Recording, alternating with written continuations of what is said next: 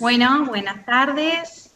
¿Se escucha bien? Buenas tardes. En nombre de Mujeres Socialistas de Argentina, de la FES y la Usina Social, le damos la bienvenida a esta, la primera charla del ciclo Desandar las violencias, diálogos para construir sociedades más igualitarias, denominada esta primera charla La violencia hacia las mujeres y diversidades en la política. Bueno, la alegría y satisfacción que atraviesa esta tarde responde a que logramos organizar una propuesta abierta con grandes panelistas y con la enorme expectativa de que podamos alcanzar y llevarle a las personas interesadas de esta temática más herramientas para contribuir en una sociedad más igualitaria. Me toca presentar las autoridades. ¿Se escucha bien? Sergio, ¿sí? Las autoridades presentes. Mónica Fein, presidenta del Partido Socialista de Argentina, que está con nosotros. Sergio Ballardini, representante de la Fundación Friedrich. Paula Ballestero, directora ejecutiva de la Usina Social. Bueno, estamos muy agradecidos con su presencia y vamos a pedirle a Mónica Fein que nos brinde un saludito en esta jornada. Bueno, gracias Eli, muchísimas gracias. ¿Se escucha bien? Muy bien, muy bien. Todo perfecto. Bueno, digo, para mí es muy grato estar abriendo este ciclo de charlas. La verdad que gran tema eligieron, desandar las violencias y diálogo para construir sociedades más igualitarias. Quiero felicitarlas a las mujeres socialistas, a las juventudes del partido, al Movimiento Nacional Reformista, a la Escuela de Formación y, por supuesto, a la Usina Social y a la Fundación Friedrich Ebert, que, bueno, le han puesto el cuerpo, decíamos antes de empezar, la cabeza y el corazón, para organizar un ciclo de encuentros destinado a compañeras, compañeros, amigues, simpatizantes. La verdad que en un año de pandemia, en un año electoral, pero con la convicción de que es necesario desandar el camino patriarcal y transitar uno juntes, de reconocimiento de derechos con mujeres empoderadas y con nuevas masculinidades.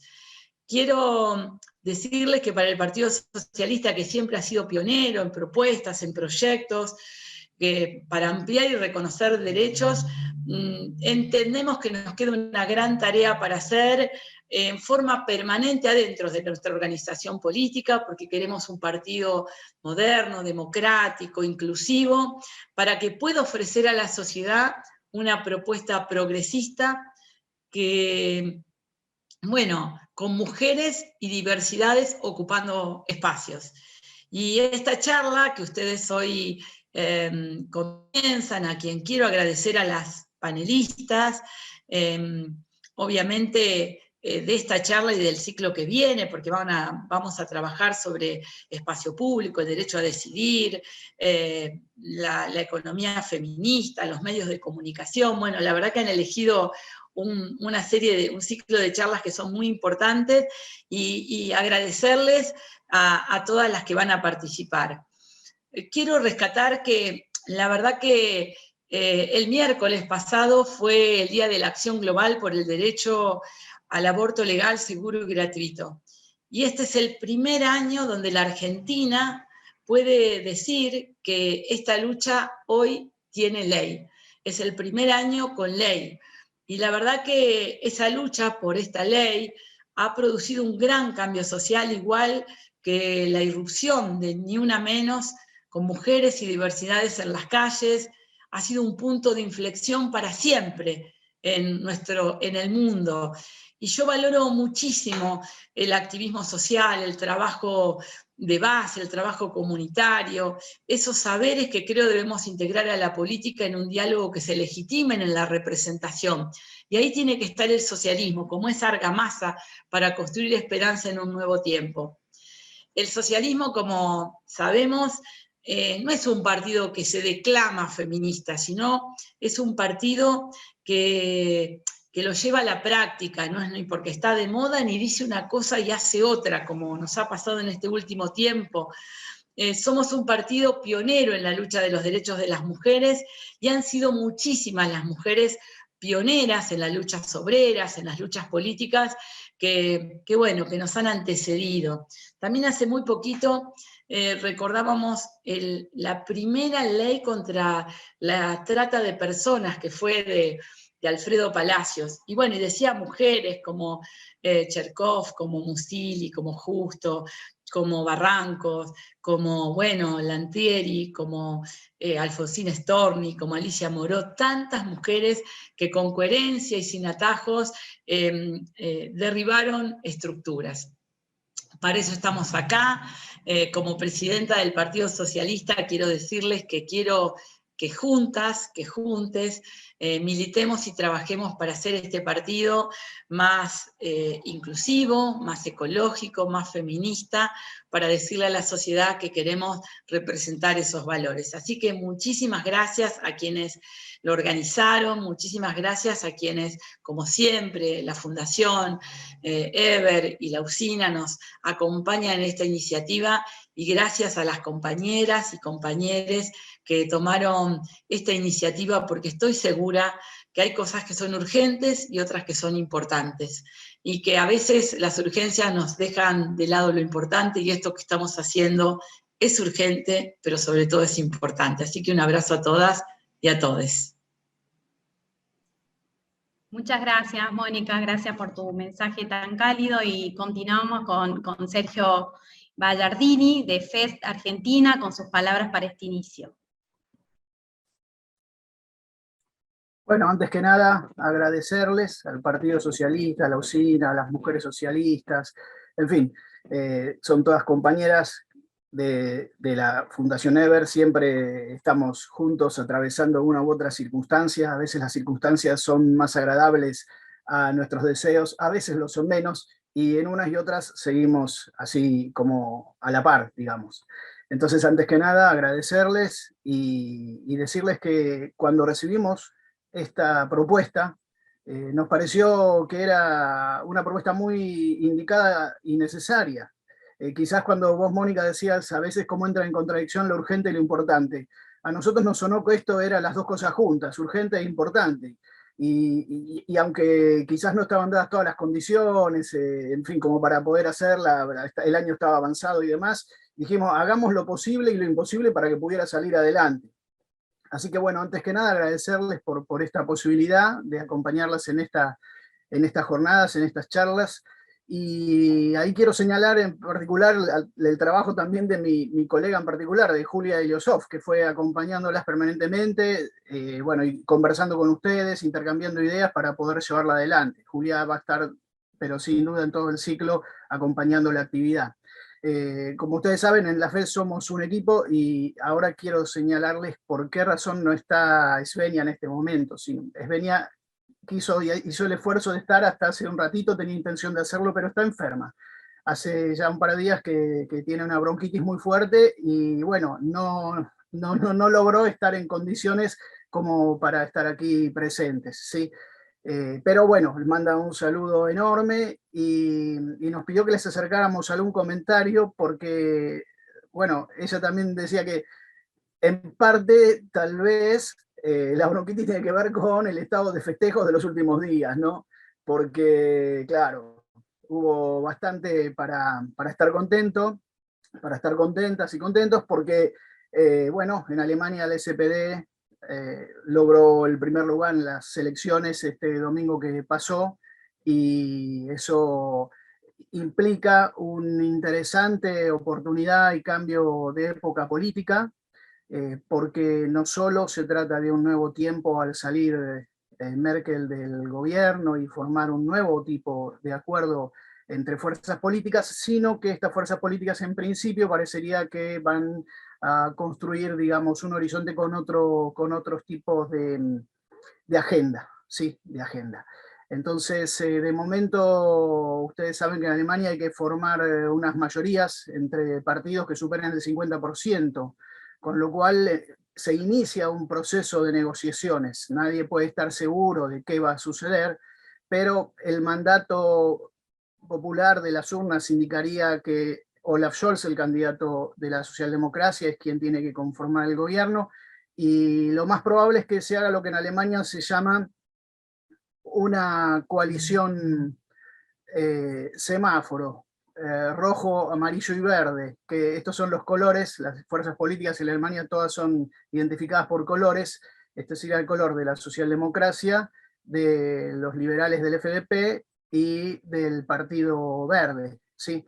Entonces, es muy probable que tengamos una coalición semáforo, y hay un par de meses para poder negociar. Desde luego las negociaciones van a ser muchas y en paralelo algunas de ellas, y nada está asegurado. Pero sí hay que decir que entre esta nueva circunstancia que nos pone así contentas y contentos, hay ciertas novedades también en la estructuración de la representación. Por ejemplo, el 23% de las y los diputados son jóvenes de menos de 35 años, de los del SPD, ¿sí? Que es un número muy importante, es un cuarto de la representación partidaria. Y el 41% además son mujeres. Y también nos han hecho saber que es una representación bastante compleja, con muchos diputados que vienen de comunidades y familias migrantes. Así que además es una pluralidad importante en ese sentido. Y esto puede ser una oportunidad para el SPD también de construir una nueva visión, una nueva agenda, y bueno, es un momento de recambio partidario importante. En cuanto a la agenda, ustedes se imaginan, digamos, los temas fueron el cambio climático. Como ustedes saben, en Alemania es un tema desde hace ya tiempo y cada vez es más fuerte. La digitalización. En digitalización Alemania viene retrasada, aunque parezca increíble, viene retrasada en Europa, y entonces es una demanda. Y también es la reconstrucción del estado de bienestar. Ahí el SPD está apuntando al tema de las infancias, que todavía hay mucho por hacer en Alemania. Y luego tenemos otras cuestiones más vinculadas a, bueno, el tema de los salarios y el cuidado del trabajo, en fin, ¿no? Ya se pueden imaginar en ese sentido. Así que decirles eso, que estamos muy contentas y contentos. Esta fue una buena semana en ese sentido, tras otras que no lo son tanto muchas veces. Y bueno, ¿qué más poder decirles? Que el SPD intentará seguramente constituir gobierno lo más pronto posible. La última elección, ustedes saben, se demoró 5 meses para constituir un gobierno de Alemania. Seguramente esto no va a suceder, y es muy probable que antes de fin de año tengamos un gobierno encabezado por la socialdemocracia. Por lo demás, bueno, simplemente volver a agradecerles la posibilidad de estar con ustedes y saber que la FES y el Partido Socialista vamos a seguir juntos trabajando y bueno, y compartiendo como siempre acciones, pero no solo acciones, también como lo señalaba Mónica, acciones y valores. Así que bueno, esto es todo, y muy buenas jornadas, muy buen ciclo de charlas, seguramente será muy exitoso, y muchas gracias por parte de la FES. Bueno, muchísimas gracias, Sergio. La verdad que vine ensayando mucho el nombre de Sergio para pronunciarlo bien, así que es una alegría enorme que, bueno, me tocó pronunciar el tuyo hoy y sacarme un poquito de presión. A continuación vamos a saludar a Paula Balestero de la Usina Social, que también nos brindará un mensaje en nombre de nuestra presidenta de la Usina Social, Clara García. Hola, ¿qué tal? Buenas tardes a todos, todas, todes. En primer lugar, enviarles un saludo muy grande y un mensaje de Clara, que en este momento ella iba a estar acá hoy presentando, pero en este momento está viajando, está en ruta, así que le resultó imposible estar hoy acá, pero bueno, seguramente se va a sumar a alguno de los encuentros que quedan por delante, así que les deseo a todos y a todas una exitosa jornada de reflexión y debate. Por mi parte, saludar en primer lugar a Mónica, presidenta del Partido Socialista, a Eli, de Mujeres Socialistas, Sergio Ballardini de la EBER, un saludo a Svenia también, y a las expositoras que ahí las vemos también, a Natalia, a Laura, muchas gracias a todas por acompañarnos. Y a la EBER también por estar acompañándonos, no solo en esta actividad, sino porque siempre está apoyando todo este tipo de actividades que organizamos particularmente también desde la usina. Finalmente, no quiero tomar mucho el tiempo porque hay una jornada de debate muy interesante. me parece que es súper importante que exista este espacio de reflexión y debate. Nosotros desde la usina además contamos con otros espacios de capacitación, de desarrollo cultural, de participación e innovación. Para quienes no la conocen, la sede está acá en Rosario, en el barrio de Pichincha, y por ahí quienes son tenemos un montón de capacitaciones como estas y formaciones que son de formato virtual, que creo que llegó para quedarse. Con la pandemia nosotros fue el único modo que tuvimos de vincularnos con todos y todas, pero ahora creo que esta combinación de actividades presenciales y virtuales nos permite también acercarnos un poco a mayor cantidad de gente. Así que bueno, desde la usina, para quienes no la conocen, el fundador es Miguel Lifchitz, que sigue presente en todos los objetivos y marcando el camino. Nos dejó un legado que intentamos defender cada día. Clara, como presidenta actual de la usina, sigue su camino. Nosotros estamos muy orgullosos de que además sea una mujer, y que sea su mujer, su compañera, quien hoy esté al mando de nuestra usina. Así que bueno, en nombre de todos los que hacemos la usina, tenemos un espacio de género, que estaba Andrea Trabaini, que hoy creo que estaba ahí también entre las participantes. Hacemos muchas actividades, ahora tenemos un taller presencial de acoso callejero y violencias. Siempre estamos tratando de trabajar en base a estos temas para tratar de reducir también un poco la desigualdad y poder dar espacio de estos temas sobre género, diversidades que nos parecen tan importantes. Así que bueno, saludarlos y que tengan una hermosa jornada de reflexión y debate. Muchas gracias, Paula, un cariño para toda la usina. Bueno, y antes de dar inicio a esta charla, queremos comentarles que vamos a estar recolectando todas las preguntas que vayan surgiendo a medida que se desarrollen los paneles. Está disponible, sugerimos que lo hagan a través de la caja de preguntas y respuestas, que van a encontrar ahí al lado de la casilla del chat. Y bueno, y al final vamos a ir tratando de compartir con las expositoras para ampliar un poco más las dudas. Bueno, desde Mujeres Socialistas Argentinas pensamos que identificar y trabajar las violencias políticas hacia las mujeres y diversidades es fundamental para construir estas organizaciones, ¿no?, que contemplen todas las voces, todas las perspectivas de la vida política de nuestra sociedad, porque entendemos básicamente que la violencia que se ejerce contra las mujeres y diversidades constituyen una violación a los derechos humanos y principalmente una amenaza para la democracia. Bueno, decíamos recién, ¿no?, la eliminación de este tipo de violencias es una condición esencial para la democracia, la gobernabilidad de nuestro país, y en síntesis me quedo con 4 palabras, 2 de Sergio, 2 de Mónica, que decía: lo urgente, lo necesario, lo posible y lo imposible. Este encuentro es para justamente ampliar conceptos, conocer con más detalle, y por eso hemos convocado a Laura Albaine, que es licenciada en Ciencias Políticas, doctora en Ciencias Políticas de la Universidad Nacional de Buenos Aires. Actualmente se desempeña como investigadora del CONICET y de Flaxo, también es docente regular de la carrera de Ciencias Políticas de la Universidad de Buenos Aires. Se ha desempeñado como consultora de ONU Mujeres y en distintos organismos gubernamentales de la región, y en fundaciones, ¿no?, vinculados a temas de violencia política y de democracia partidaria. Gracias por aceptar esta invitación, por darnos tu tiempo, y bueno, te damos la palabra, Laura, para que puedas comenzar. Bueno, muchas gracias, Eli, por la presentación. Buenas tardes a todos, a todas y a todes.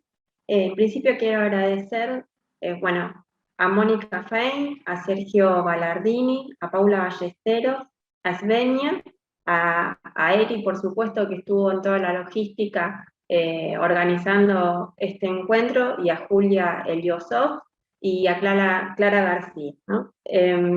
Bueno, voy a compartir pantalla para mostrarles algunos datos de estas investigaciones que Eli mencionó sobre este tema que hoy nos convoca, que es la violencia política por motivos de género, que como sabrán no es un tema nuevo, ¿no es cierto? No es una problemática nueva. Lo nuevo en sí es el concepto, ¿no? Es la conceptualización y poder estar hablando hoy en día de esta expresión de violencia de género, identificarla y visibilizarla, ¿no? Por eso creo que es muy importante celebrar estos tipos de encuentros, más aún en un año electoral que está atravesando América Latina e incluido nuestro país.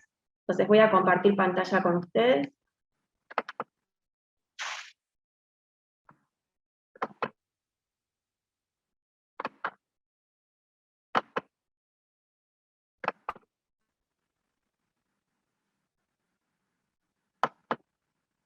Bueno, específicamente lo que yo voy a trabajar va a ser que podamos comprender qué es en sí la violencia política de género, cuáles son las características de esta expresión de violencia de género, cómo identificarla y cuáles son las estrategias de abordaje institucional que se están desarrollando principalmente en América Latina. Esos son los 3 ejes que vamos a estar trabajando en la presentación. Entonces, para comprender en sí qué es la violencia política por motivos de género, es importante atender que estamos hablando de un problema mundial que acucia a la calidad de las democracias, ¿sí?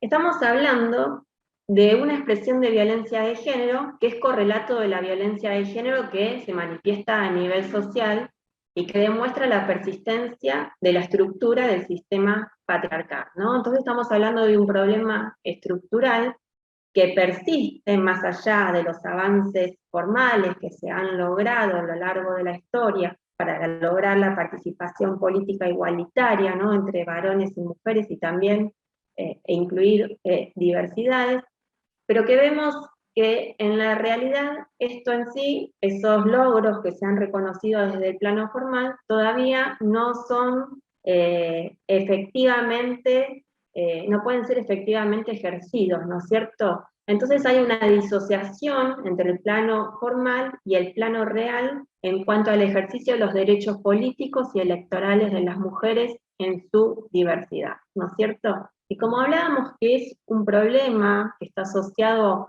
a la estructura social, a la violencia de género arraigada a nivel social, la política no es un espacio aislado, ¿no es cierto?, de ese proceso, y por supuesto todas esas manifestaciones de discriminación y otros tipos de violencia se plasman también en la dinámica que adquiere la política y la competencia político-electoral, ¿no es cierto? Y hay que atender también, como dice el informe de la relatora especial de Naciones Unidas, Dubravka Simonovic, que estamos hablando, como decíamos en la presentación, de un problema de derechos humanos, ¿sí? Y no estamos hablando de un problema que compete a las mujeres nada más, sino que es un problema que atañe a toda la sociedad en su conjunto, ¿sí? Porque obstruye el desarrollo humano, y también, por supuesto, la calidad de las democracias. En sí, también vamos a trabajar que no todo es violencia política de género, como les decía, entonces hay que distinguir cuáles son los elementos, como dice este informe, cuáles son las prácticas distintivas de violencia política que sufren las mujeres por el solo hecho de su mujer, que son distintas a las que suelen sufrir los varones, más aún en contextos altamente polarizados o que se caracterizan por el ejercicio de violencia y que son acompañados en los procesos, que se manifiestan en los procesos electorales o en el quehacer político cotidiano. Y lo que estamos viendo en este escenario, lo que dice este informe, es que hay un silencio, ¿no? Y ese silencio poco a poco, creo yo, que se está empezando a romper, y esto se está empezando a visibilizar gracias a los avances legales y otros tipos de estrategias que se están dando en la región, ¿no es cierto? Entonces, el hecho de visibilizar a través de instrumentos legales permite reconocer esta problemática, identificarla también para las víctimas a través de capacitaciones o como este encuentro que nos permite hablar sobre este problema que quizás muchas de las víctimas aún no logran identificar, pero lo que vemos también es que hay una falta de datos, hay pocos datos al respecto, y también hay una dificultad de generar estudios que permitan la comparabilidad de esta problemática en la región, especialmente porque no hay un concepto claro u homogéneo de lo que significa la violencia política de género en general, ¿no es cierto? Vamos a ver que cada país que ha logrado legislar al respecto la define en forma diversa y no todos especifican cuáles son las manifestaciones que la constituyen. Y también, por supuesto, lo que faltan son evidencias. Entonces es muy importante desarrollar estudios al respecto en distintos ámbitos que conforman la dinámica democrática, ¿sí? Tanto a nivel nacional como a nivel local. Entonces, en este escenario estamos hablando que las democracias son desiguales e injustas en términos de género, ¿no? A pesar que vemos que hay una minimización, ¿no? Esto está normalizado, como les decía en un principio. Siempre ha sido la práctica común de la política asociada a la participación política de las mujeres, ¿sí? Entonces, lo que vemos hoy en día, perdón, me he desconcentrado que me tocaron el timbre, van a tener que esperar.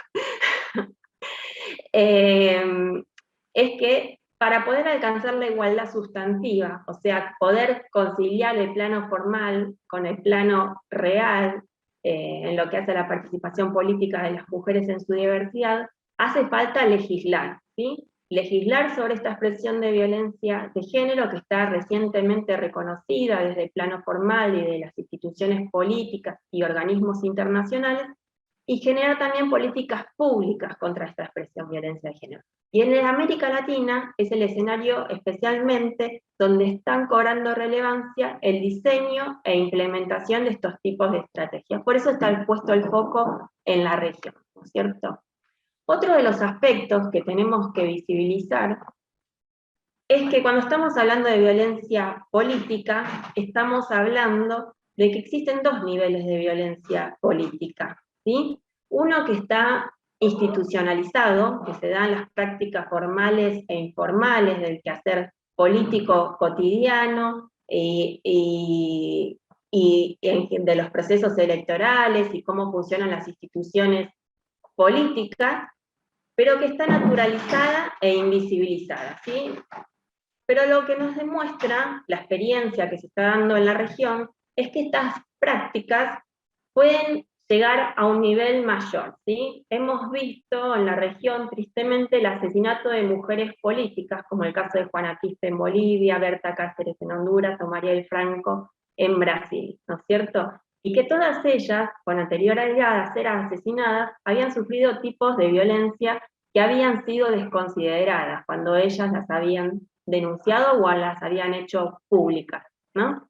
Entonces, hay que atender a estos dos tipos de violencia al momento de diseñar políticas públicas, ¿no? Y reconocer este problema, poder identificarlo en sus dos niveles. No esperar que llegue a un nivel de violencia política visible, sino es necesario actuar previamente. Y el Estado tiene el deber de actuar, ¿sí? No es que a mí se me ocurre decir, existen compromisos internacionales y normativas que obligan a los Estados a actuar al respecto, porque es una expresión de violencia de género de lo que estamos hablando. Entonces, ¿cuáles son las características y la identificación de esta expresión de violencia de género? Por un lado, tenemos que ver tres aspectos que suelen aparecer en el diseño de los textos legales. ¿Contra quiénes se dirige? Se puede dirigir, ¿no es cierto?, contra integrantes y candidatas de partidos políticos, integrantes de sindicatos, funcionarias públicas, activistas y defensoras de derechos humanos. A veces ocurre en forma indirecta, que está destinada a familiares o víctimas, o a un grupo de personas o comunidad. ¿Sí? Está asociada a las mujeres en el ejercicio de sus derechos políticos y electorales, ¿no es cierto? ¿Y en qué ámbitos puede ocurrir? En los ámbitos público y privado. Por ejemplo, en los partidos políticos, Asamblea Nacional, en los sindicatos, ONGs, organizaciones sociales, medios de comunicación y redes sociales en el último tiempo, precisamente la pandemia, y junto al desarrollo de los procesos electorales, ha hecho que ha cobrado mayor intensidad las prácticas de violencia de género asociada al ejercicio de los derechos políticos y electorales de las mujeres a través de las redes sociales, ¿sí? Se ha notado que hay una mayor intensidad en ese espacio. También puede ocurrir en el ámbito privado, ¿sí? Con ello estamos haciendo referencia a la familia, a la unidad doméstica o cualquier relación interpersonal. Y si analizamos las consecuencias de esta expresión de violencia de género, vemos que muchas de las mujeres víctimas de esta problemática se autoperciben como no capaces para hacer políticas, ¿sí? Hay una descalificación constante, ellas mismas se consideran, se descalifican, porque son parte de esa estructura de descalificación y discriminación que se da a nivel social, ¿no? Y uno de los ejemplos de eso que tiene mayor visibilidad es el tratamiento y cobertura mediática que vemos en distintos medios de prensa. Esto también trae como consecuencia el abandono de candidaturas, ¿sí? Que vemos menos mujeres en la oferta electoral, muchas mujeres no quieren participar en la vida política, público-política, o participar en la competencia electoral para acceder a un cargo de representación ciudadana, precisamente por las consecuencias que ello atañe para su vida personal o su trayectoria política. Y también incide sobre la percepción a nivel social, ¿no? Que muchas de ellas son identificadas o son percibidas a nivel social como débiles o ineficaces, ¿no es cierto? Es el argumento que las mujeres no son capaces de desempeñarse en el ámbito público-político en forma efectiva o la misma forma que lo haría un par varón, ¿no es cierto? Y todo esto lo que vemos en sí es que desalienta o anula las trayectorias políticas. Por otro lado, tenemos que atender esta expresión de violencia de género asociada al ejercicio de los derechos políticos y electorales, como es parte de esta estructura, al igual de la violencia de género en términos generales, se da en forma cotidiana, ¿no es cierto? La vemos de las mujeres. Y ahí vemos prácticas de discriminación, la descalificación, burla, difamación, sexualización, cosificación. Hay una reproducción de roles de género al interior de los partidos políticos. Muchas veces no reciben información clave para ejercer un cargo político, e incluso se les niega que asistan a las reuniones de comisión y plenarias. Esas entre muchas otras que las mujeres han manifestado sufrir, ¿no es cierto? Estas prácticas o manifestaciones de violencia política de género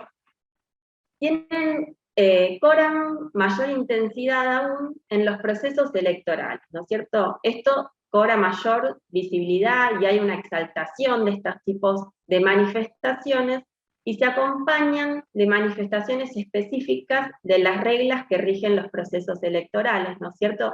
Y justamente del incremento, está vinculada al incremento de la competencia electoral en términos generales y específicamente entre varones y mujeres, su diversidad.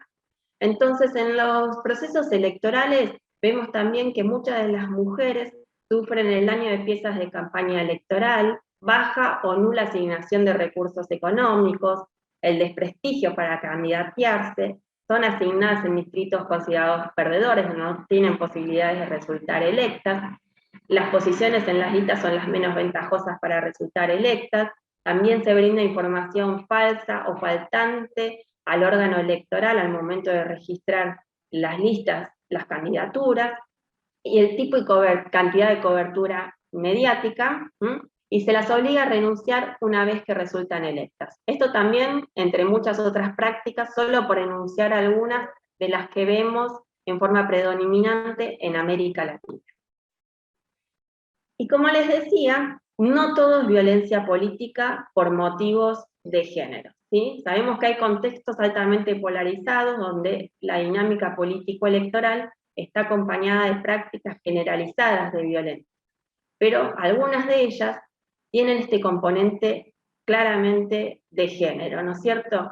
Hay prácticas que las afectan desproporcionadamente, por ejemplo, el tratamiento que reciben de los medios de comunicación. Si nos analizamos las tapas de las revistas, por ejemplo, de la revista Noticias, líderes políticas de diversas fuerzas políticas son tratadas en forma sexualizada y cosificada, y esto no suele ocurrir con los líderes varones, ¿no? Partidarios, que se dirigen a una mujer por su condición de mujer, y esto se sustenta sobre estereotipos de género históricamente producidos, y que tienen un impacto diferenciado sobre ellas, ¿no? Sobre todo en sus vidas privadas, ¿no? Y esto es muy importante porque todas estas tres condiciones que constituyen la violencia política de género hacen que las mujeres no participen, decidan no participar muchas de ellas en política, o que muchas las aguanten por, como se suele decir hoy en día, es el costo que tienen que soportar para hacer política.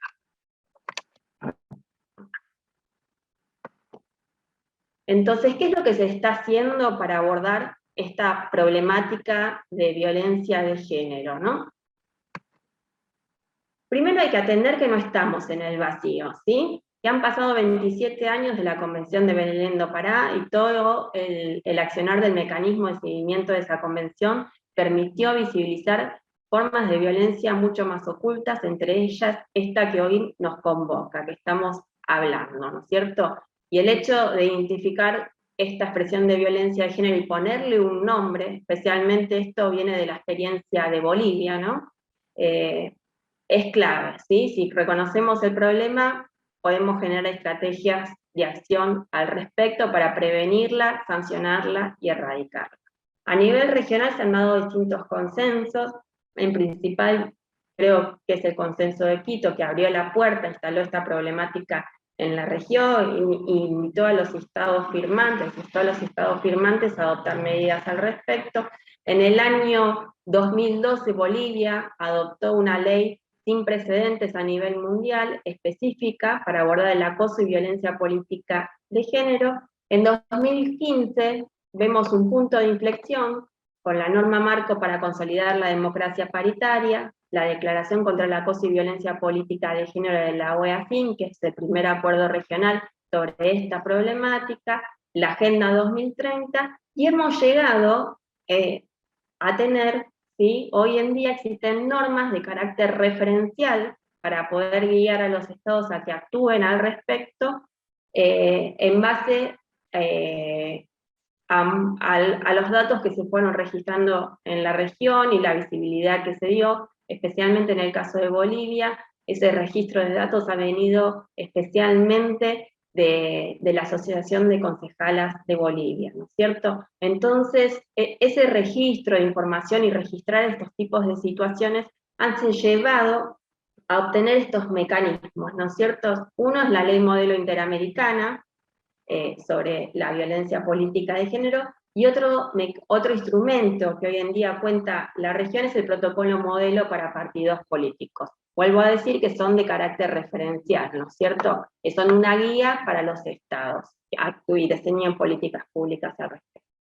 Entonces, ¿cómo define la ley interamericana esta expresión de violencia de género? Dice que es cualquier acción, conducta u omisión realizada en forma directa o a través de terceros, ¿sí? Muchas veces se contratan sicarios, ¿no? O el líder político manda a alguien a que actúe, dice que está basada en su género, y esto es clave, ¿sí? Y es uno de los temas que genera controversia al momento de aprobar leyes en la región, porque muchos de los hombres dicen, pero yo también sufro violencia política, ¿no? Entonces, cuando se está en tratamiento esos proyectos de ley, se diluye la variable de género, ¿no? Entonces, es un obstáculo importante, porque el motor impulsor de la violencia política de género precisamente es el hecho de ser mujer participando en un espacio tradicionalmente masculino, ¿sí? Que es hostil o aún para las mujeres. Dice, que cause daño o sufrimiento a una o varias mujeres y que tenga por objeto o por resultado menoscabar o anular el reconocimiento, goce o ejercicio de sus derechos políticos. Y dice, la violencia política contra las mujeres puede incluir, entre otras, violencia física, sexual, psicológica, moral, económica o simbólica. Es decir, que se basa o utiliza tipos de violencia legalmente reconocidos. Lo que difiere son las manifestaciones que adquiere, que se asocian a reglas propias y la dinámica asociada a la competencia político-electoral. Entonces, en este escenario, la región, vemos que hay dos tipos de acciones en términos generales. Una es la legislación, ¿no? Es el plano legal, una dimensión legal. Y otra, hay un conjunto de acciones que no necesariamente son leyes, pero que sí se está actuando para prevenir y sancionar esta expresión de violencia de género. Cuando vemos el plano legal, vemos que hay tres grandes tipos, ¿no? Uno son la adopción de leyes específicas contra la violencia política de género. Al momento son 3 países que tienen este tipo de legislación: Bolivia, Panamá y Perú, que fue el último que adoptó este tipo de ley. La mayoría de esos países que legislaron al respecto incorporaron esa conceptualización en las leyes de violencia de género, como fue el caso de Argentina, de Uruguay, de Paraguay, entre otros. En algunos casos se incorporó en las leyes que regulan la competencia político-electoral, ¿sí? Como el caso de México, o también en el caso de Brasil, que es otro de los países, de los últimos países que legisló al respecto. En el plano de la dimensión otra, vemos protocolos de acción contra la violencia política. Perdón, un minuto.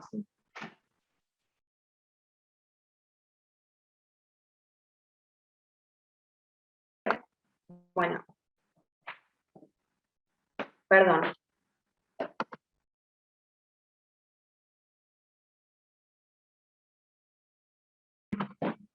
Perdón. Bueno, entonces en el otro plano, en el de otras, vemos protocolos de acción contra la violencia política de género, donde vemos protocolos de acción en el plano interinstitucional, en las asambleas nacionales, en los partidos políticos. También hay reglamentaciones, se detectan reglamentaciones en la región, sobre todo en la dimensión electoral, compromisos, entre ellos compromisos entre los partidos políticos. Un ejemplo de ello es el pacto ético electoral que se da en Perú, antes de las elecciones, donde se comprometen a no ejercer estos tipos de expresiones de violencia de género. También vemos que se están desarrollando en la región observatorios sobre violencia política de género en el ámbito gubernamental, ONGs y también mixtos. Entonces, estos tipos de estrategias son coexistentes, ¿sí? Muchos de ellos no necesariamente, o sea, la existencia de uno no quita la posibilidad de que exista otro. Para demostrar esto, traje el ejemplo de Bolivia, que como verán, desde el año 2012 se ha incrementado y perfeccionado la normativa. Eso no quiere decir que efectivamente en la práctica se cumpla, ¿sí? O sea, cuando se adoptó la ley 243, que es la específica contra esta problemática en el año 2012, luego se incorporó en la Ley Integral de Violencia de Género en el 2013, se reguló esa ley 243 a través de ese decreto 2935, se incorporó en forma transversal en la Ley de Organizaciones Políticas. También hay una serie de reglamentaciones en la instancia electoral que regulan los procesos electorales, con todas especificaciones detalladas y un procedimiento para poder denunciar la violencia política y también renunciar a un cargo. Y también tenemos un protocolo de atención y tratamiento a víctimas de acoso y violencia política. Eso entre muchas otras acciones que se dieron, porque también hay muchas políticas públicas que acompañan a la legislación, ¿no?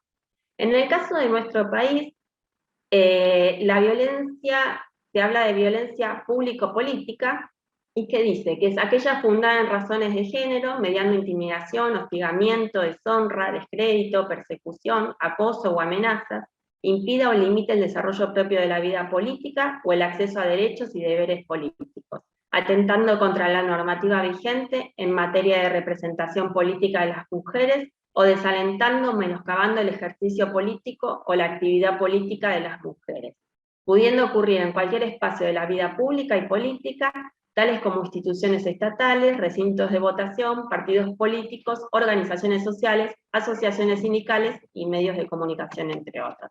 O sea, tenemos algunos aspectos que están identificados a través de esa conceptualización, ¿sí? No se especifica quién la ejerce, como sí se da quizás en otras legislaciones. Hay un espectro de destinatarias amplias, ¿sí? Se habla de mujeres políticas en general, se identifica el objeto de la violencia, las acciones comprendidas, pero a diferencia de lo que tiende a suceder a través de leyes específicas que abordan esta problemática, falta una nómina de manifestaciones constitutivas de estos actos que permitan, que favorezcan la resolución de estos tipos de actos, y una dinámica institucional de acción definida, ¿sí? Como aparecen en otros tipos de legislaciones. Es decir, a dónde debe, que la ley sea capaz de definir a dónde debe ir la víctima para poder denunciar un caso de esta índole y quiénes serían las instituciones sancionatorias.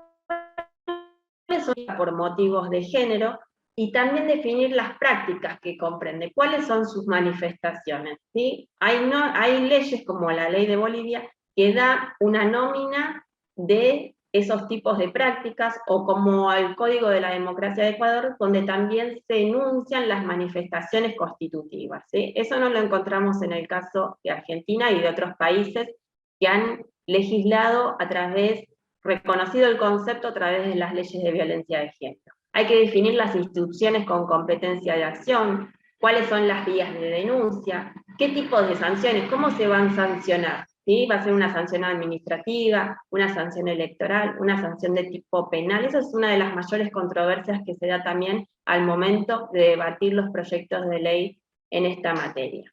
Contemplar medidas de protección y reparación inmediatas, sobre todo en los procesos electorales, durante los procesos electorales, para que no afecte la contienda electoral y la mujer pueda competir en condiciones de equidad con el resto de los contrincantes, entre ellos los varones, que convocar a los partidos políticos y organizaciones políticas que son claves, ¿no?, para definir la cultura política y la dinámica democrática, y a los medios de comunicación y redes sociales, que son el principal espacio donde se reproducen estos tipos de prácticas, se viralizan también, y son actores claves para promover, perpetuar o modificar la cultura política a nivel general, ¿no? Entonces, ya para concluir, ¿cuáles son las recomendaciones que podríamos realizar? Bueno, lo importante es poder establecer una dinámica institucional de abordaje de esta expresión de violencia de género, que como solo vimos algunos ejemplos, pero que no en todos los casos aún está definido.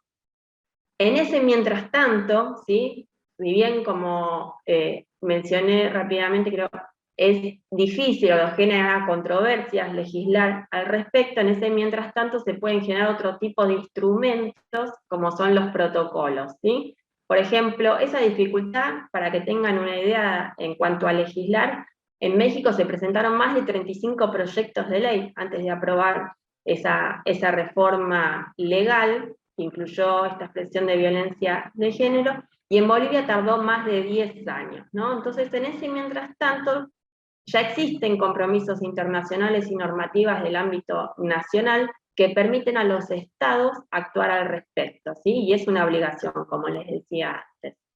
Definir las prácticas constitutivas y cuáles son las sanciones según la gravedad de cada uno de los actos, aunar esfuerzos interinstitucionales con expertos jurídicos, establecer mecanismos para actuar en forma rápida, fortalecer las instituciones existentes. También pensemos que estamos hablando de una expresión de violencia de género, y ya existen instituciones abocadas a atender esta problemática, y que también tendrían que ser capacitadas para atenderlas, ¿sí?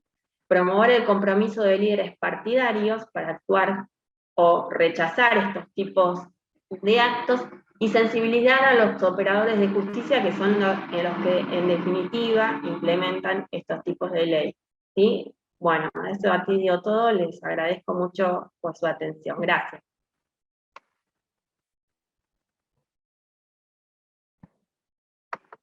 Bueno, muchísimas gracias, Laura, por todos tus aportes.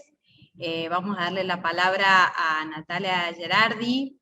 Ella es directora ejecutiva de ELA, Equipo Latinoamericano de Justicia y Género, abogada, magíster en Derecho, es docente universitaria de la Universidad de Buenos Aires, de la Universidad de Lanús, de la Universidad de La Plata, y sus principales áreas de interés son el acceso a la justicia, el trabajo y las políticas de conciliación entre el trabajo productivo y la familia, violencia contra las mujeres y participación de las mujeres en democracia. Ha realizado trabajos de consultorías para CEPAL, ONU Mujeres, OEA, OIT, integra también el grupo coordinador de la red de acceso al aborto seguro en Argentina. Gracias por aceptar esta invitación y bueno, te damos la palabra para que comiences. Muchas gracias, Eli, gracias a todas, a todos por la organización de este encuentro y la invitación. La verdad es que este es un tema sumamente apasionante y nuevo, no tan nuevo como decía Laura, en términos de abordaje, y definitivamente no tan nuevo en términos de prácticas, ¿no? Las prácticas y las formas de exclusión de las mujeres en la política son claramente antiguas, tanto que estaban legitimadas en las normas cuando nos excluían de los derechos políticos y cívicos más básicos. No teníamos derecho a elegir ni ser elegidas.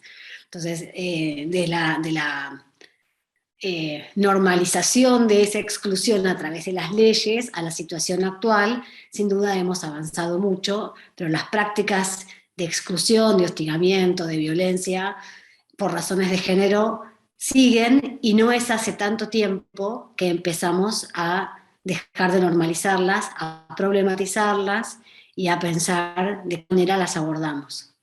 Laura hizo un excelente recorrido conceptual y contextual del tema en la región y cómo está la situación actual en la Argentina.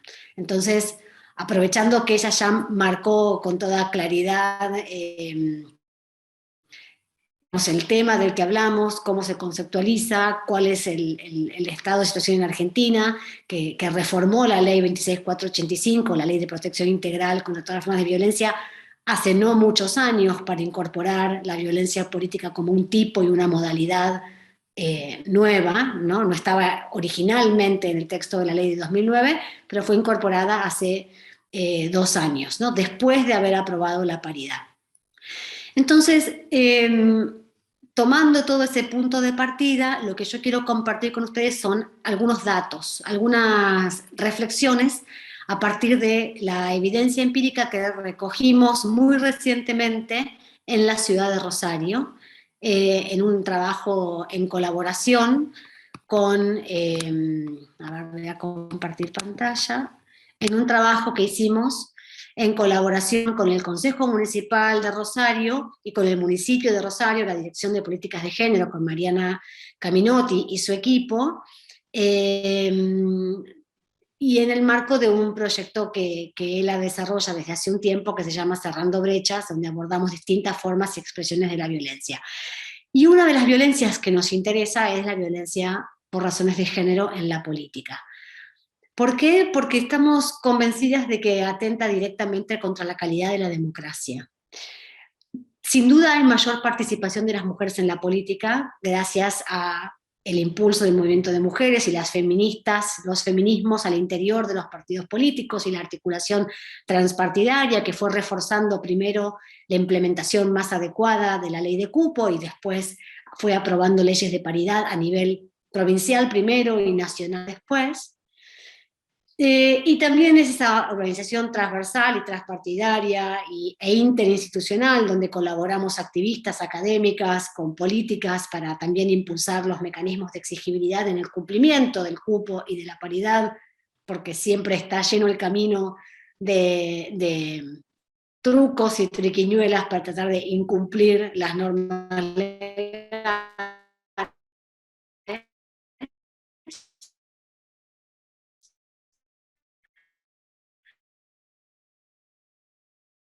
El debate empobrecer el debate social que incorpore a las mujeres como protagonistas en la política. Entonces, en el 2018 empezamos en ELA a pensar que era importante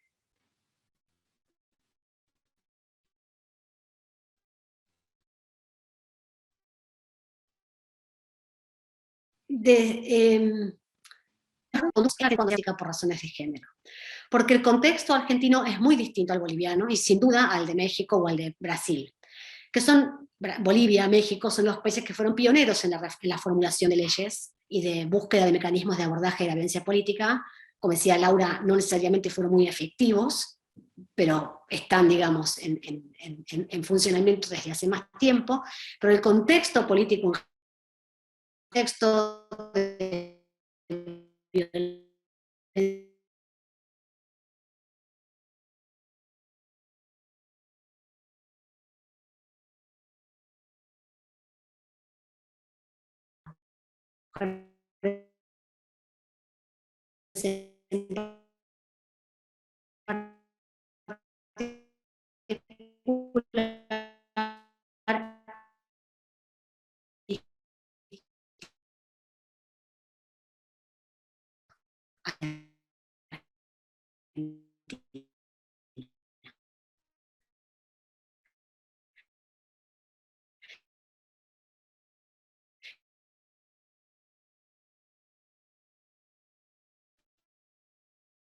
impactar en el colectivo, en el grupo de mujeres.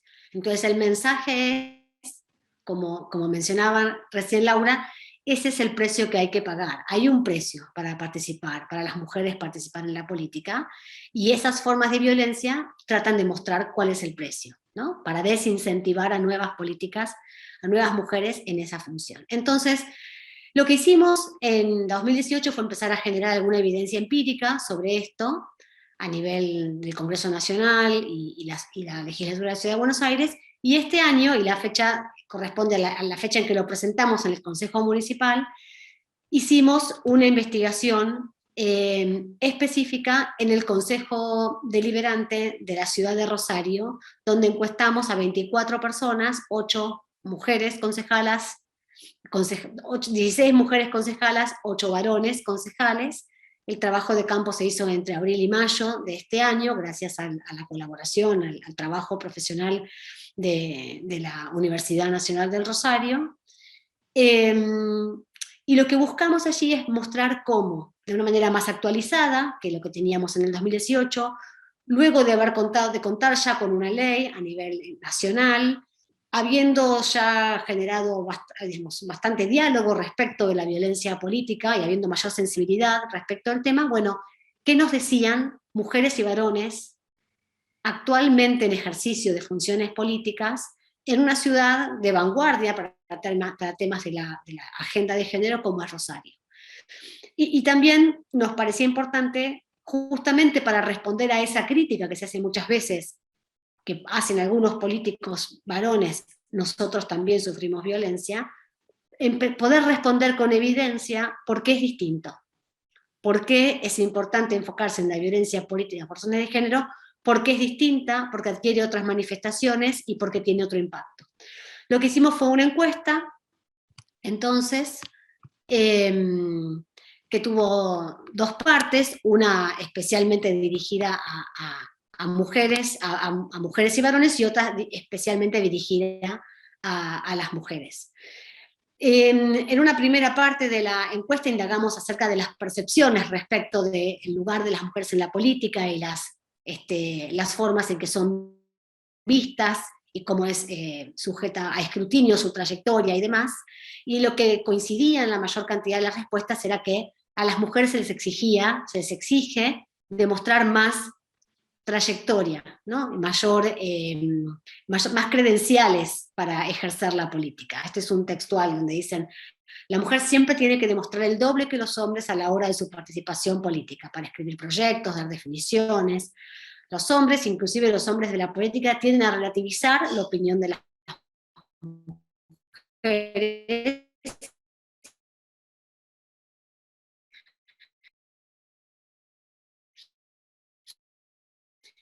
La mayoría de las veces las mujeres están dominadas por las emociones o la posibilidad de profesionalismo, el trabajo, ¿no? Entonces sienten que hay como una mirada estigmatizante y de disminución de sus capacidades. Algunos de los mitos que todavía persisten en la política es que los varones acceden a más cargos porque tienen más trayectoria, más experiencia. Cuando miramos los datos del estudio y las trayectorias de las mujeres y de los varones en el Consejo Deliberante de hoy, de Rosario, vemos que las mujeres tienen más años de militancia política y mayor nivel de estudios universitarios y de posgrado finalizados. Y sin embargo, hay una brecha mayor entre años de la militancia y el momento en el que accedieron finalmente a un cargo electivo. Hay más brecha en las mujeres que en los varones. Ahora, cuando se indaga acerca de si sienten, sus percepciones, que tuvieron que trabajar más duro que otros integrantes de su espacio político para llegar al mismo puesto, esa percepción es mucho más extendida en las mujeres que en los varones, ¿no? La sensación de que tienen que demostrar más, tienen que trabajar más para acceder al mismo lugar. Una cosa importante para señalar es que esta encuesta fue respondida, bueno, por prácticamente todos los integrantes de la legislatura y por representantes de todos los partidos políticos. Y no hay grandes diferencias al interior de los partidos políticos. Estas prácticas trascienden a los partidos y trascienden las ideologías. Ante la pregunta de si suelen sufrir en mayor medida situaciones de menosprecio de sus capacidades y discriminación en la toma de decisiones, esa respuesta positiva está más presente en las mujeres, que también sienten que en mayor cantidad de los casos no se respeta la jerarquía dentro del partido sin consideración de género, ¿no? El género impacta a la hora de mirar las jerarquías. Para las mujeres, evidentemente, no se trata solo de jerarquía, sino además que si son mujeres, son menos relevantes al interior del partido. Los estereotipos de género afectan la participación política de las mujeres en la vida cotidiana, en el trabajo cotidiano, al interior del partido, al interior del recinto, en el momento de la militancia, y eso también va desincentivando la permanencia y la posibilidad de crecimiento en la política. Aquí hay otra vez un textual. Son maneras de disminuir a las mujeres, también mandarlas a hacer café. A mí me sucede sentir esa discriminación. Creo que muchas veces son prácticas involuntarias, inconscientes, culturales, por parte de los varones. También cuando hacen chistes desubicados y dolorosos, tiene que ver con la falta de conciencia. Sin duda hay una falta de toma de conciencia, o también operan acá los sesgos inconscientes y los estereotipos y las prácticas de discriminación que las personas llevamos a cualquier lugar en el que participamos. Están en las familias, están en los espacios de trabajo, sin duda están también en la política.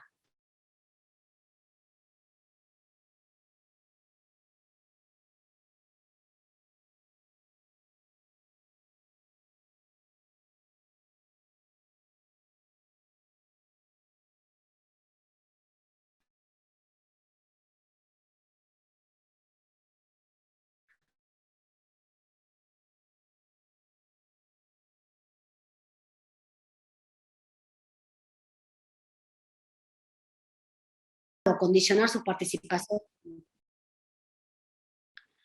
La cultura machista y los roles de género, la falta de apoyo de los partidos políticos, la falta de apoyo de otros integrantes del partido, está entre las principales respuestas de las mujeres, y en menor medida de los varones, que también ven problemas en la cultura machista y los roles de género, la falta de apoyo dentro del partido, entre sus propios integrantes, pero en menor medida que las mujeres.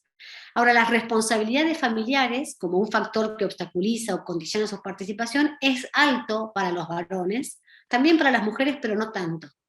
Y eso es interesante, lo mismo que la falta de recursos económicos, ¿no? Cómo impacta eso como obstáculo para los varones, también es alto para las mujeres, pero se destaca esa diferencia. Y ahí es interesante indagar un poco sobre a qué se refieren con responsabilidades familiares. Tal vez tiene que ver con cómo interrumpe tal vez su trayectoria profesional, la trayectoria política, y lo que eso implica de principal proveedor para la familia, ¿no? Porque si tenemos que leer esto en conjunto con lo que decían antes, que la conciliación no sería el centro del problema. Ahora, avanzamos a preguntar qué formas toma la violencia política por motivos de género, ¿no? Ahora vamos a ver en detalle algunas conductas, pero primero veamos este textual. Dice, hay un modo, ¿no? Un trato bastante violento y totalmente atravesado por el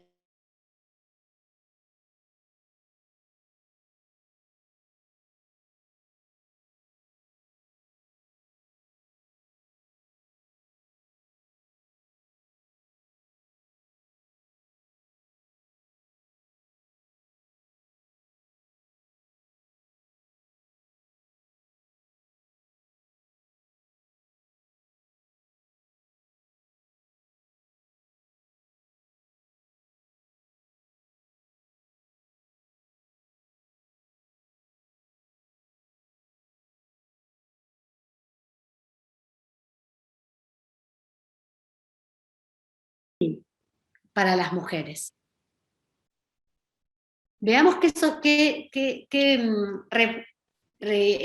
responden varones y mujeres sobre situaciones que se dan a diario en el ámbito político y que son aceptadas como normales a lo largo de la trayectoria política. Hay muchas situaciones que se dan cotidianamente y son aceptadas como normales, y estas tienen más prevalencia entre las mujeres que entre los varones, ¿no? Impedir la asistencia a reuniones donde se toman las decisiones, las reuniones importantes. Bueno, ese impedimento, esa obstaculización de acceso se da más frecuentemente a las mujeres.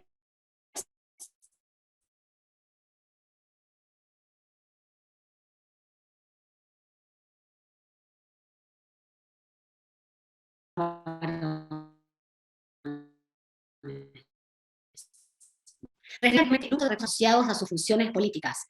No hay varones que hayan respondido afirmativamente a esto, pero el 25% de las mujeres respondió afirmativamente. Lo mismo que en la restricción en el uso de la palabra.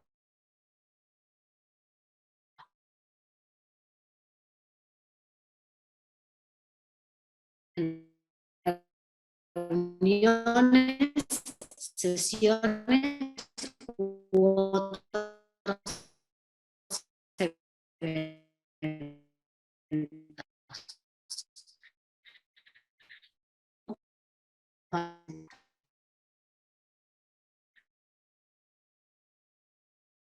dirigente, coinciden mujeres y varones acerca de la problemática de la violencia en las redes sociales, ¿no? Casi el 80 y pico % de las respuestas positivas. Pero están más expuestas las mujeres en todos los otros espacios, en el recinto, en espacios públicos, en la sede del partido. Esos lugares, que son los lugares propios de la política, propios de la militancia, resultan de mayor exposición a la violencia para las mujeres que para los varones. Aquí ya empezamos a indagar, a abordar en las respuestas solo para las mujeres, a las preguntas solo a las mujeres, de violencia política, de género en el cargo público para el que fue elegida. Casi 9 de cada 10 dijeron que sí. El 87% respondió afirmativamente. Y estas son mujeres que han llegado a puestos de decisión sumamente relevantes, ¿no? Y es más o menos consistente con lo que habíamos indagado en el 2018, en ese primer estudio que les comenté más temprano, donde 8 de cada 10 mujeres habían respondido afirmativamente. ¿Cuáles son esos hechos de violencia y acoso que más las afectaron en su participación política? Acá las concejalas dijeron que se trató de agresiones o cuestionamientos por su aspecto físico, por la forma de expresarse o por su vestimenta, en el 50% de los casos, que se trató de cuestionamientos en relación con su idoneidad para ejercer el cargo, en el 38% de los casos, y publicaciones difamatorias en redes sociales y medios de comunicación, en el 28% de los casos. Son formas de agresión psicológica y simbólica, ¿no? No hay formas de agresión física o sexual que se hayan identificado. Las violencias que se ejercen contra mujeres tienen un claro impacto en ellas, sin duda, y les generan daño. El 79% dijo que les afectó en su bienestar psicológico o emocional. El 57% dijo que la persona agresora pertenecía a su mismo partido. En el 62% de los casos mencionaron que la persona agresora no tuvo ningún tipo de consecuencias por el accionar violento. Ahora, ¿qué hicieron ellas? ¿Qué hizo cada una de ellas frente a esas situaciones que vivieron? Sin duda, y esto es interesante, la mayor visibilidad y conciencia y socialización del tema lleva a que haya mayor apertura para comentarlo. Este número creció respecto de la investigación del 2018. El 50% lo comentó efectivamente con alguien. En otro momento esto hubiera sido un episodio vergonzante y que quedara enterrado en lo más íntimo de la privacidad, de ser posible. Pero acá la mitad de las mujeres lo comentó con alguien. O terminaron la relación con la persona agresora. El 21% lo denunció al interior del partido. El 14% acudió a una instancia competente dentro del partido, esto es cuando hay protocolos o comités de ética o de conducta al interior de los partidos. El 14% enfrentó directamente al agresor y en una porción muy pequeña, de 7%, denunciaron penalmente a la persona o renunció al puesto dentro del partido o se fue del partido o renunció a su cargo público. Las últimas tres son las más, son las que muestran la exclusión, cómo operan y con éxito los mecanismos de exclusión de la violencia en la política. Y el 7% de la denuncia penal, bueno, muestra la necesidad de tener algún mecanismo, lo mismo que el acudir a un partido, a alguna instancia competente dentro del partido, que también es muy bajo, muestra la necesidad de mejorar los mecanismos de abordaje para esto, ¿no? Digamos, hay muy pocos y no son percibidos como eficientes. Por eso uno de los puntos centrales que buscamos con esta generación de evidencia y las discusiones públicas y políticas que queremos dar con esto es justamente poner el foco en la necesidad de desarrollar mecanismos para enfrentar y abordar más adecuadamente la violencia política por razones de género, ¿no? Acá hay un textual, se plantean las buenas intenciones y demás, y después es necesario tener mecanismos efectivos que garanticen esos derechos o esas situaciones que están en las leyes, ¿no? Y creo que a veces en la implementación es donde falla. Está bien el espíritu de la ley, está bien lo que se plantea, pero hacen falta mecanismos de implementación. Y yo creo que esto es un punto central, porque de lo contrario todo queda en buenas intenciones.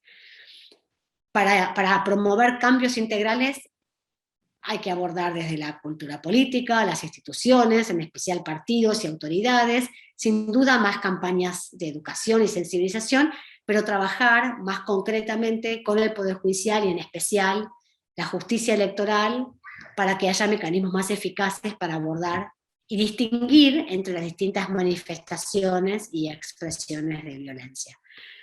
En breve sacaremos el informe completo de esta presentación, que todavía está muy breve en el PowerPoint, pero hay un informe más extenso con todos los resultados que esperamos compartir y difundir.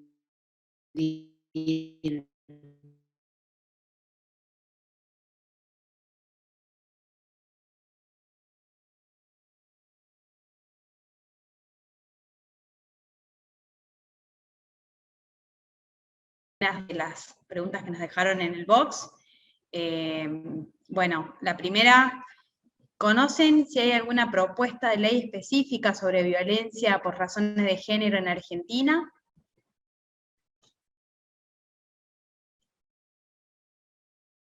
No sé si la quiere responder Nati o Laura. Perdón, se me cortó el audio, ¿podés reiterarla? Porque no, y saqué ahora un poquito la cámara a ver si escucho mejor. Bueno, ¿conocen si hay alguna propuesta de ley específica sobre violencia por razones de género en Argentina? ¿De violencia política por razones de género como una ley específica? Puede ser que haya algún proyecto. De hecho, hubo varios proyectos. antes de que se sancionara la modificación de la ley 26.485 y se incorporara allí como tipo y modalidad. Hubo varios proyectos que se debatieron incluso en el Senado, que apuntaban a la creación de una ley más exhaustiva. En esas discusiones nosotras estuvimos a favor de que se incorporara en el marco de la Ley de Protección Integral. Ahora lo que está por verse es si vale la pena, si corresponde y de qué manera habría que reglamentar ese artículo de incorporado, o ese inciso incorporado en la 26.485. Honestamente no sé si hay proyectos que estén avanzando en ese sentido. No sé, Laura, si querés ampliar. ¿Estamos bien? Pasamos a otra pregunta. No, sé que la Ciudad de Buenos Aires presentó un proyecto de ley, pero para adoptar la conceptualización, tengo entendido, del relevamiento al momento que yo hice sobre los proyectos de ley a nivel nacional, yo no recuerdo que había una ley específica, sino más bien era de este tipo, incorporar, modificar la Ley Integral de Violencia de Género. Bueno, gracias, yo creo que queda contestada. Y otra pregunta que también parece muy relevante es, me gustaría saber qué experiencias positivas en materia de elaboración de protocolos para partidos políticos han tenido.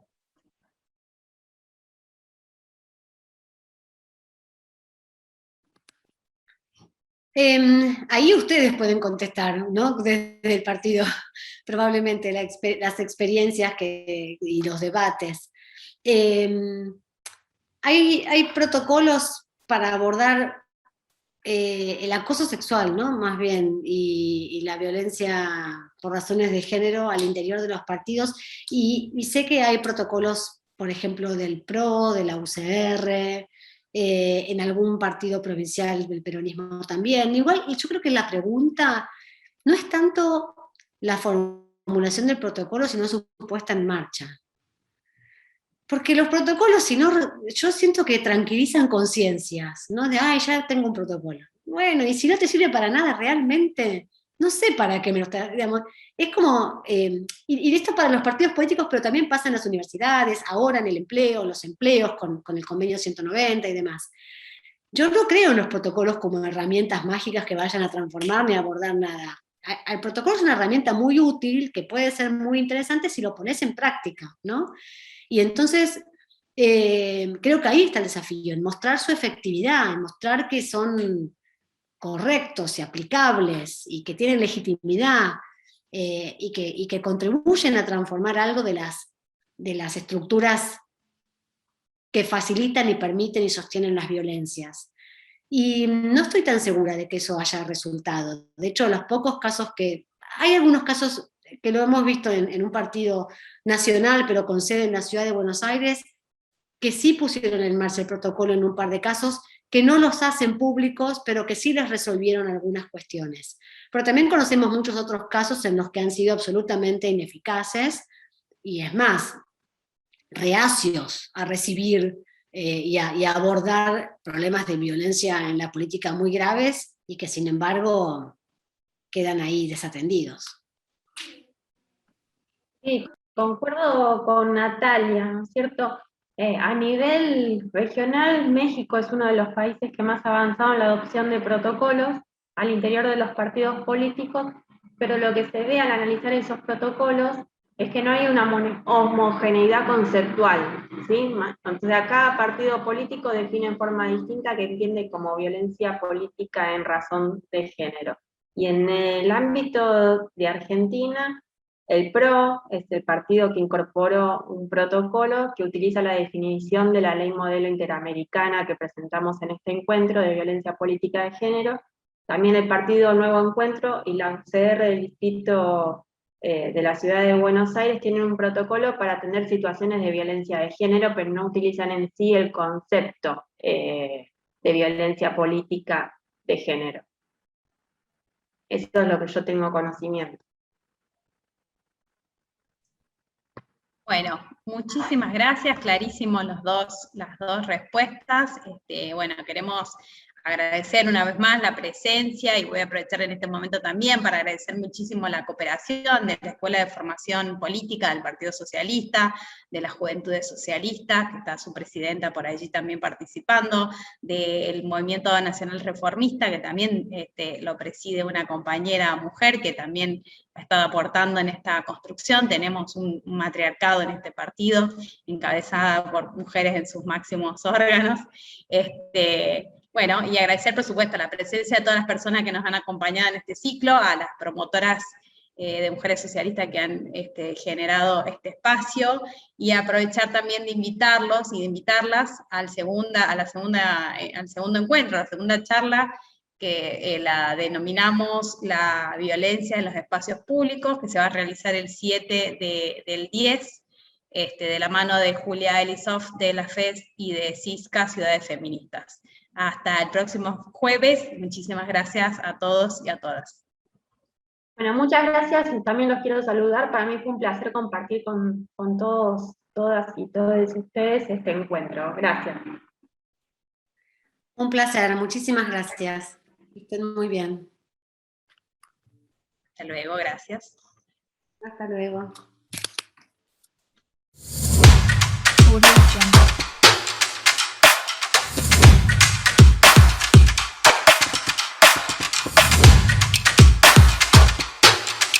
Audio Jungle.